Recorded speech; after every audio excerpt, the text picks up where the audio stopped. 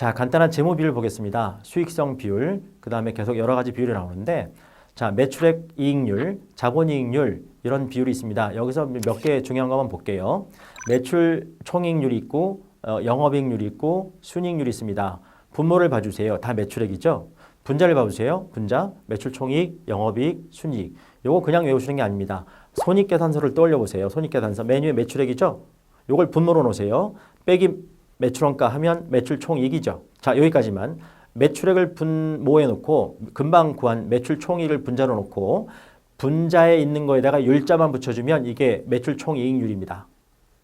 자, 영업이익률은요. 매출액에서 매출원가 빼면 매출 총이익 나오고 매출 총이익에서 판관비 빼면 영업이익 나오잖아요. 이 영업이익을 분자로 놓으세요. 분모는 여전히 매출액. 매출액분의 영업이익 해놓고 분자에 들어가는 거에다가 율자만 붙여주세요. 그럼 영업이익률이 나오잖아요. 이게 정의예요. 정의. 재무비율의 정의. 자, 순이익률은 매출액분의 단기순이익 하시면 되죠. 자, 이런 것들을 비율을 구했으면 이걸 비교할 줄 있어야 돼. 작년보다 좋아졌는지 작년보다 나빠졌는지 이런 비율들이 요거 의미가 있는 거고요. 그 다음에 내 경쟁자와 비교했을 때 이 비율이 높은지 낮은지 이게 의미가 있는 거예요. 아니면 내가 속한 이 업종의 이 바닥의 평균치와 비교해서 높은지 낮은지 이렇게 비교하는 게 의미가 있는 겁니다. 그냥 구해놓고 그냥 뭐 이게 뭐지? 그냥 웃고 지나가는 게 아니라 첫 번째, 나의 작년 또는 재작년 수치와 비교해라. 경쟁 기업과 비교해라. 경쟁자와 비교해라. 그 다음에 내가 속한 업종의 평균 비율과 비교해라. 그래야 의미가 있는 겁니다. 에비타 마진은 여러분들하고 상관없는 거니까 넘어갈게요. 자, 자본이익률은 자, 총자산이익률, 자기자본이익률 이렇게 쪼갤 수 있습니다. 자, 여러분 이렇게 떠올려 보세요. 재무상태표를 떠올려 보세요. 재무상태표, 자산부채 자본입니다.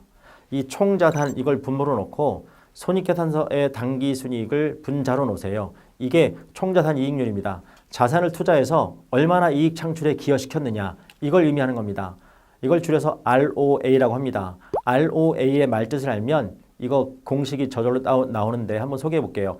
R의 그 ROA의 R이 리턴입니다. RETURN. 요거는 재무회계 분야에서는 당기순이익, 순이익을 의미합니다. 그 다음에 ROA의 O는 on, 전치사 on 있죠? 뭐뭐 위에.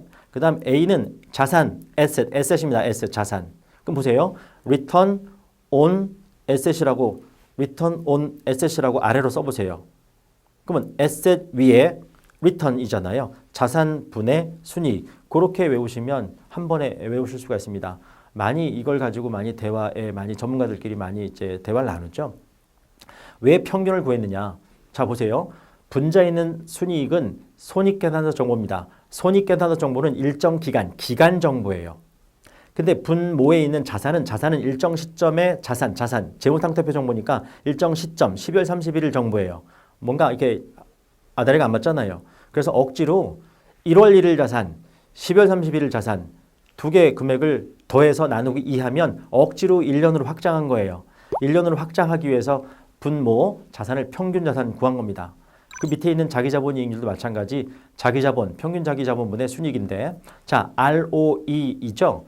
R, return, 순이익, on, E는 자산부채 자본할 때 그 자본이에요. equity, EQUITY의 E, 맨 앞글자 E입니다. 그러면 자기자본 위에 순이익, 이게 그 ROE가 되는 거죠. ROE도 아주 중요한 지표 중에 하나죠. 주주 관점에서 여러분 보세요.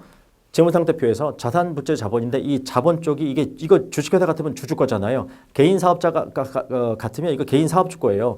요거를 가지고 얼마만큼 순이익에 기여를 시켰느냐 요런 걸 의미하는 비율이거든요. 나름대로 의미가 있는 거죠. 한 번은 자산 총액을 가져다가 근데 자산 이 중에 일부는 이 채권자 부채 몫이니까 채권자 거고 나머지는 이 주인 몫인데 이 주인 몫을 가져다가 얼마만큼 순이익 창출에 기여시켰느냐 이걸 의미하는 게 ROE입니다.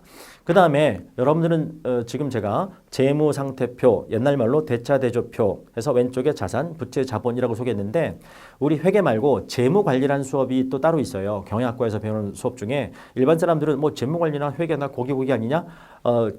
지향점이 달라요. 교수도 따로 뽑아요. 자, 근데 제가 드리고 싶은 말씀은 우리는 그냥 편하게 자산, 부채, 자본 하지만 재무관리 수업 들어가면 이 부채를 타인 자본이라고 부를 때도 있고 이 자본을 자기 자본이라고 부를 때도 있습니다. 이 부채를 의미하는 타인 자본과 자본을 의미하는 자기 자본 이 둘로 구성이 되는 거잖아요. 그렇게 해서 이 자본이 별명이 또 하나 있는데 자기 자본이구나. 그렇게 정리하시기 바랍니다. 효율성 비율은 그냥 간단히 설명할게요. 직관적으로 여러분 재고자산 회전율이 있습니다. 저 의미가 뭐냐면 창고에 상품이 들어와서 나갈 때까지의 속도예요. 창고에 상품이 들어와서 나갈 때까지의 속도. 이게 속도가 빠른 게 좋겠죠. 그죠? 이게 회전율이 높다는 겁니다. 그 회전율이 높다는 얘기는 창고에 상품이 들어와서 나갈 때까지의 기간, 입고부터 출고 때까지 이 기간이 짧다는 얘기죠. 즉 회전율이 높다는 얘기는 회전 기간이 짧다는 얘기예요. 이런 관계가 있다는 거 감으로 이해하시고, 매출채권 회전율은 외상이 발생해서 현금으로 회수될 때까지의 그 속도를 매출채권 회전율이라고 합니다. 회전율은 빠른 게 좋은 거겠죠. 빨리빨리 회수된다는 얘기고. 자, 그 다음에 요거 외상 발생했을 때 현금으로 회수될 때까지 이 기간을 매출채권 회수 기간이라고 합니다. 회수 기간 또는 재고자산의 회전 기간과 매출채권의 회수 기간은 짧은 게 좋은 거죠. 재고자산 회전율과 매출채권 회전율은 이게 높은 게 좋은 거고요. 그 다음에 회전율을 구하면 회전율을 가지고 분모에 집어넣은 다음에 365일 나누기 회전율하면 그게 회전기간, 회수기간입니다. 이건 자세한 내용은 교과서를 참조하시면 좋겠습니다. 보통 일반적으로 회전율 그러면 분자에 매출액이 들어가는 게 원칙입니다. 매출액이 들어가는 게 원칙인데 딱 하나 예외가 있어요. 보시다시피 재고자산 회전율은 분자에 매출 원가가 들어갑니다. 왜냐하면 재고자산의 대표적인 예가 상품이죠. 상품 원가 100원짜리를 사왔습니다. 그럼 얘는 100원짜리 재고자산 상품이라는 자산이에요. 근데 이게 팔리면 이 100원이 매출원가라는 비용으로 갑니다. 즉 재고자산 100원이 매출원가 비용으로 가는 겁니다. 그래서 재고자산 회전율일 때 분자에는 재고자산이 어차피 재고자산 원가가 나중에 팔리면서 매출원가라고 하는구나. 그래서 똑같은 숫자가 와야 되는구나. 그래서 재고자산 회전율일 때 분자는 매출 원가라는 거, 다른 회전율은 다 분자의 매출액이라는 거 기억하시면 되겠습니다. 유동성 비율입니다. 유동성 비율은요. 유동 비율, 당좌 비율 둘로 쪼갤 수 있는데 단기 채무 지급 능력을 알아보는 게 유동성 비율입니다. 여러분 여기 보시면 아까 제가 이렇게 재무상태표 소개하면서 이런 얘기를 들었을 거예요. 자산, 부채, 자본인데 자산은 그게 유동자산, 비유동자산. 그때 유동자산만 걸러내세요. 그 다음에 부채, 자본인데 부채는 유동부채와 비동부채. 여기서 유동부채만 걸러내세요. 유동부채 걸러내고 유동자산 걸러낸 다음에 유동부채분의 유동자산 이렇게 올려놓은 게 이게 유동비율입니다. 유동부채는 아까 쉬운 말로 1년 안에 갚는 거라고 했잖아요. 유동자산은 1년 안에 돈 되는 거. 1년 안에 갚는 것보단 1년 안에 돈 되는 게 더 커야 되겠죠. 오케이? 그게 유동비율이고요. 당좌 비율은 분모는 같습니다. 분모는 같은데 분자에 유동자산이 아니라 당좌자산이 들어가는 게 당좌 비율입니다. 이거 여러분 제가 재무상태표 앞에서 슬라이드 소개해드렸는데 한번 기억을 더듬어 보세요. 자, 앞에서 소개한 재무상태표에 자산, 부채를 소개했고요. 그 자산 중에 위쪽에 유동자산 소개했고요. 유동자산 순서가 제가 1번 현금 및 형성 자산, 2번 단기투자자산, 3번 매출채권 이렇게 했는데 여기까지가 돈 되는 속도가 다른 것보다 많이 빨라요. 얘네들 당좌자산이라고 합니다. 당좌자산이 영어로 퀵 에셋이에요. 퀵 서비스, 빠르다. 그거 밑에 재고자산이 있었잖아요. 그 유동자산에서 그 1번, 2번, 3번 딱 더하든가 아니면 유동자산에서 재고자산만 딱 빼든가 그럼 당좌자산만 남거든요. 그걸 분자해 놓고 구하면 당좌 비율입니다.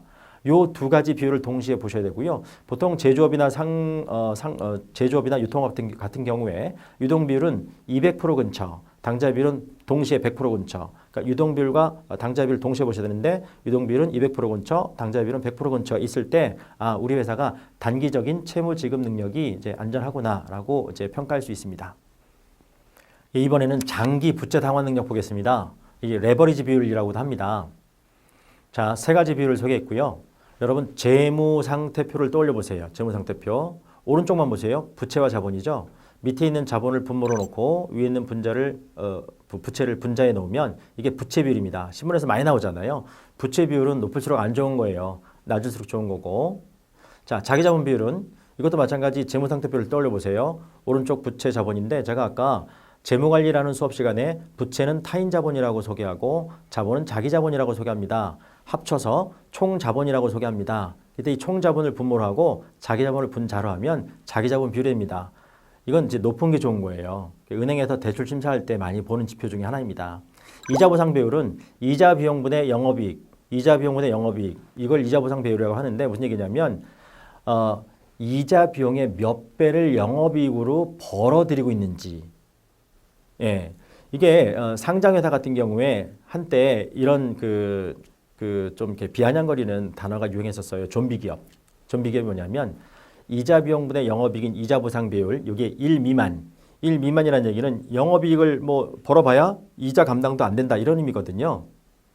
영업이익을 벌어봐야 이자 비용 감당이 안 된다. 즉 이자 보상 비율이 1 미만이라는 얘기가 이자 보상 비율이 1 미만인 상태로 3년 이상 지속되고 있다. 이게 좀비 기업이란 이런 표현이 신문에서 많이 오르락내락 했었습니다. 이자 보상 비율은 1보다 큰 게 크면 클수록 좋은 겁니다. 성장성 비율은 무슨 증가율로 표현할 수 있는데요. 총자산 증가율 하나만 예를 들어 보겠습니다. 이게 저 보세요. 모든 회사 회계 기간이 있습니다. 기초, 기말, 1월 1일, 10월 31일. 기초는 전년도 말이죠. 전기말. 저기서 말하는 전기말 총자산은 기초 총자산이라고 생각하셔도 됩니다. 자, 출발할 때 총자산, 기초 총자산, 전기말 총자산 이걸 분모로 하고 이 시점의 총자산과 이 시점의 총자산 비교해서 이 증가분을 분자로 하면 이게 총자산 증가율입니다. 나머지 매출액 증가율, 순이익 증가율, 자기자본 증가율 다 식을 참조하시고요. 예, 원가 조업도 이익 분석입니다. 원가 코스트, 조업도 볼륨. 볼륨은 작업을 한 정도, 조업도라고 합니다. 이익, 프로핏, 앞글 따서 CVP 분석이라고 합니다. 생산량 또는 판매량의 변화가 원가와 수익에 미치는 영향을 분석해서 단기 의사결정에 많이 활용하는 기법입니다. 자, 요 CVP 분석 개념에서 출발해서 우리가 손익분기점 분석까지 연결할 수 있고요. 일단 그 밑에 식을 보실게요. P 곱하기 Q 마이너스 V 곱하기 Q 마이너스 F는 영업이익이다. 자, 이게 원래 한 줄로 쓰면 PQ는 매출액이에요. 그 다음 밑에다 써볼게요. 빼기 VQ. VQ는 이제 변동원가 총액, 변동비 총액이에요. 그러면 이렇게 밑에다가 한 줄 긋고 공헌이익을 쓸 수 있어요. 그 밑에 다시 고정비 F 빼면 맨 밑에 한 줄 긋고 영업이익. 이런 손익계산서가 따로 있습니다. 여러분들 잘 모르는 손익계산서예요. 일반인들은 잘 모르고요. 관리회계를 따로 공부한 사람들만 알 수 있는 손익계산서 양식이 따로 있어요. 이게 의사결정용 손익계산서예요. 그러면 우리가 앞에서 배운 손익계산서는 뭐냐? 이거는 외부 보고용 손익계산서 또는 재무보고용 손익계산서예요. 의사결정용은 따로 있다는 거죠. 그거를 이제 한 줄로 옆으로 뉘어놓은 게 이제 PQ-VQ-F는 영업이익이다. 여기서 PQ-VQ까지가 우리 뭐라고 한다고요? 공헌이익, contribution margin, 공헌이익. 거기서 마이너스 F, 고정비 총액 빼면 영업이익. 이게 기본적인 공헌이익 손익계산서 양식인데 그걸 옆으로 뉘어본 거예요. 자, 여기서 영업이익 자리에다가 0, 영업이익 자리에 0을 넣으면 이게 손익분기점 분석이 되는 겁니다. 그 위에 있는 식을 괄호로 묶어보면 Q로 묶어보면 P-V 곱하기 F-F 그걸 영업이익 나오잖아요. 이렇게 묶어볼 수도 있고요. 여기서 PQ의 P는요. 한 개당 판매 가격, Q는 판매량. 그럼 이게 다른 말로 매출액이죠. 매출액. 그 밑에서 말하는 총수익, 단위당 판매 가격 곱하기 판매량. 이게 총수익, 매출액을 의미하는 겁니다. 그 다음에 마이너스 VQ-F인데 이 VQ가 변동원가 총액, F가 고정원가 총액. 그냥 변동원가는 이제 변동비라고 혼용할게요. 고정원가는 고정비라고 혼용하고 변동비 총액, 고정비 총액. 요거를 이제 총원가라고 합니다. 총 변동원가와 총 고정원가 합한 거. 그 다음에 이걸 또 식으로 나타내면 단위당 변동원가인 V와 곱하기 Q 판매량. 이게 변동비 총액이라고 그 위식에서 설명드렸잖아요. 플러스 이제 총 고정원가 F라고 하는 거. 다시 식으로 할게요. PQ-VQ-F에서 P는 뭐? 한 개당 판매 가격, Q는 판매량, 빼기 V. V는 한 개당 변동비예요. 한 개당 변동비, 수량 한 개당 변동비, 곱하기 Q는 판매량, 곱하기 F, 이게 고정비, 고정원가 총액, 빼면 영업이익 나오는데 그 영업이익 자리에 0 집어넣으면 이게 손익분기점 분석 들어갈 수 있는 거다. 그 정도는 상식적으로 기억해 두시고요. 자, 계속해서요. 단위당 공헌이익. 아까 제가 공헌이익이라는 단어를 썼습니다. 아까 식에서 PQ-VQ 이게 공헌이익 또는 총 공헌이익입니다. 자, PQ-VQ 이거를 Q로 나누세요. 그럼 Q가 다 없어지죠? 그럼 P-V만 남잖아요. 이건 한 단위당 공헌이익입니다. 단위당 판매 가격에서 단위당 변동원가를 그러니까 P에서 V를 뺀 차감한 금액. 자, 이게 제품 한 단위 판매가 고정원가를 회수하고 이익을 창출하는데 얼마나 공헌하는가 기여하는가 그런 개념입니다. 단위당 공헌이익 P-V라는 거 얘기했고요. 총 공헌이익은 어떻게 해요? PQ-VQ. 이걸 Q로 묶으면 P-V 하고 곱하기 Q. 자, 공원이 아까 설명했어요. 그 다음에 공원이익률은 자, 공원이익 이렇게 생각하시면 돼요. 자, PQ-VQ가 공원이익이죠. 아까 우리가 앞서 아까 재무회계 그 분야에서 매출 총이익률 이런 얘기를 했어요. 매출 총이익률은 매출액 마이너스 매출원가는 매출 총이익인데 매출액을 분모, 매출 총이익을 분자에 놓자 매출액분의 매출 총이익 하면 이게 매출 총이익률. 그죠? 이것도 마찬가지. 아까 금방씩 소개했던 거 PQ 매출액 마이너스 VQ 변동비 총액 이퀄 공원이익 나오잖아요. 매출액분의 공원이익 한 거. 이걸 식으로 나타내면 PQ분의 PQ 마이너스 VQ. 오케이? 그럼 Q로 다 나누면 또 다른 식이 나오잖아요. 어떤 식이 나와요? PQ분의 PQ 마이너스 VQ. 우리말로 하면 매출액분의 공원이익. 이게 공원이익률이에요. 아니면 Q로 다 나눠버리면 P분의 P 마이너스 V만 남죠? 이것도 공원이익률이에요. 똑같은 공원이익률. 그래서 정리가 다 된 그 용어로 표현하면 단위당 공원이익이 단위당 판매 가격에서 차지하는 비율이다. 이렇게 표현할 수도 있습니다. 아니면 그냥 아까 제가 소개했던 대로 매출액분의 공원이익. 매출액은 PQ, 공원이익은 PQ-VQ. 이 개념 정리해 두시고요. CVF 분석의 기본 과정 한번 그냥 편안하게 읽어보세요. 제가 여기서 한 가지 강조했어요. 7번 보시면 생산량은 모두 판매되어 판매량과 일치한다. 이런 걸 말씀드렸잖아요. 그 다음에 아까 식으로 제가 표현해드린 거 PQ-VQ-F는 영업이익인데 자 CVP 분석의 기본 과정이 P 알고 있습니다. Q만 모릅니다. V 알고 있습니다. Q 모르고요. F 알고 있습니다. 그래서 P 알고 있고 V 알고 있고 F 알고 있다. 그럼 뭐만 몰라요? Q만 모르잖아요. 이게 Q 조업도의 변화가 원가와 이익에 어떤 영향을 미치는지를 분석하는 게 이제 CVP 분석인데 그걸 떠올리면서 저 과정을 한번 쭉 보시면 되고 그냥 난 좀 귀찮다 안 읽으셔도 됩니다. 이제 손익분기점 분석 얘기를 다시 해볼게요. 손익분기점은 break even point. 자, break even. 이분이 영어 단어 어떤 뜻이 있습니까? 이분이 평평한이란 뜻입니다. 평평한, 공평한, 평평한. 여러분, get, even. get even이라는 단어가 있습니다. get even 사전 찾아보시면 복수하다입니다. 복수하다가 even, 평평한 상태로 만들어버리다. get even. 한 대 맞았으면 한 대 때려야 이게 서로 이제 똑같죠? 이게 get even이 복수하던데 그걸 한번 연상시켜서 break even이면 이 평평한 걸 깨트리는 거니까 여기서 하나 더 팔면 이익으로 하고 하나 덜 팔면 손해로 가는 그런 현재 지점. 이게 BEP입니다. 손익분기점. 손해냐 이익이냐 나눠지는 점. 자, 영업활동에 따른 이익 또는 손실이 0인 점이라고 하는데 식에서 보시면 PQ-VQ-F 이퀄 영업이익. 여기서 영업이익 자리에 제로 놓고 분석을 하기 시작하면 이게 손익분기점 분석입니다. 이걸 Q로 묶어 볼게요. 그럼 P-V 괄호 안에 들어가고 곱하기 Q, 마이너스 F를 제로잖아요. 그죠? 이걸 Q만 남겨놓고 넘겨보세요. Q만 남겨놓고 넘겨보시면 P-V분의 F예요. F 우리말로 읽어보세요. 고정비죠? 뭐로 나눈 거예요? P-V 분모에 들어간 게 한 단위당 공원이익이죠. 요게 이제 손익분기점에서의 Q 수량입니다. 손익분기점에서의 판매 수량을 구할 땐 이렇게 PQ-VQ-F 이퀄 제로라는 식을 놓고서 Q에 대해서 정리하면 됩니다. 이런 얘기입니다.